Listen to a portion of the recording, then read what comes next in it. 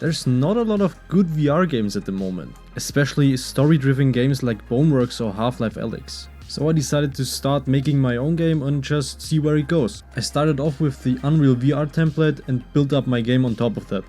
The main gameplay loop will consist of fighting, puzzle and climbing sections, so I couldn't really use that much functionality from the template.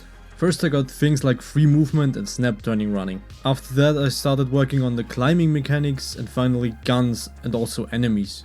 There's a normal zombie-like enemy that walks up to you and just hits you, and a more complicated one that shoots you.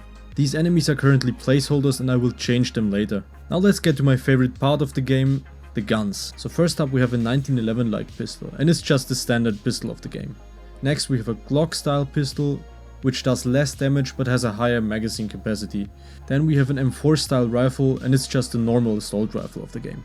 We also have a semi-automatic version of the M4 with a scope, and it's just meant to be the long range rifle of the game. It currently eats up a lot of performance because of the way I did the scope, so I think I'll have to change it again. There's also a pump action shotgun and finally a one-handed minigun. Lastly, there's a bunch of variations of the guns I already showed you, like a full auto Glock, and there's also grenades, but they currently look like this, so yeah. I already have plans for new guns and I'll constantly be adding them. Next up is the climbing. There's these climbing blocks that you can just grab and pull yourself up. The climbing blocks can be made in any shape and can also be made invisible, so I can make basically every surface climbable.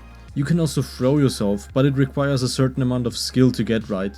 So that's everything that's in the game for now.